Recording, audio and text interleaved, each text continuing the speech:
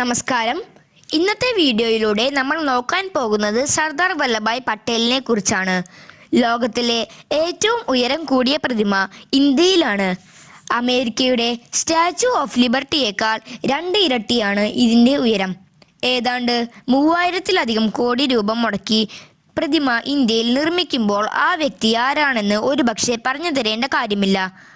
ഏവർക്കും അറിയാവുന്ന ആളുതന്നെ.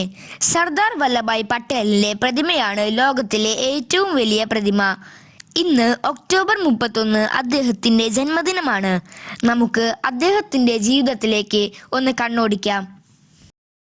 1875 ഒക്ടോബർ 31 ജവഹർഭായ് പട്ടേലിന്റെയും ലത്ബയുടെയും മകനായി ജനിച്ചു.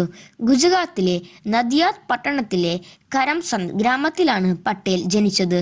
വിദ്യാഭ്യാസത്തിനു ശേഷം അഭിഭാഷകനായി ജോലി നോക്കിയിരുന്നു. എന്നാൽ ബ്രിട്ടീഷ് രാജ്യത്തിന്റെ കടുത്ത നിയമങ്ങൾക്കെതിരെ അദ്ദേഹം ഗുജറാത്തിലെ കർഷകരെ സംഘടിപ്പിച്ചു.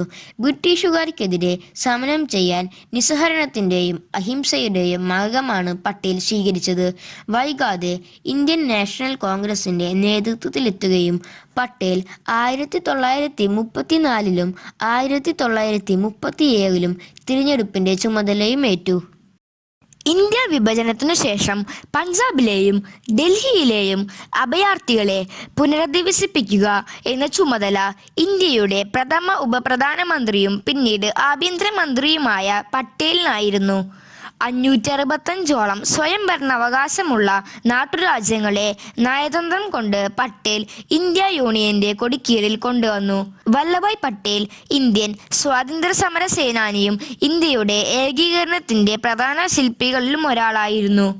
വല്ലഭായ് പട്ടേലിന്റെ ജന്മദിനമായ ഒക്ടോബർ 31 രാഷ്ട്രീയ ഏകതാ ദിവസമായി കൊണ്ടാടുന്നു. 1950 ഡിസംബർ 15-നാണ് സർദാർ വല്ലഭായ് പട്ടേൽ മരിച്ചത്.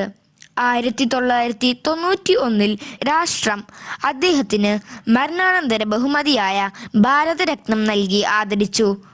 പട്ടേൽ ഭാരതത്തിന്റെ ഉരുക്കു മനുഷ്യൻ എന്ന പേരിലും അറിയപ്പെടുന്നു.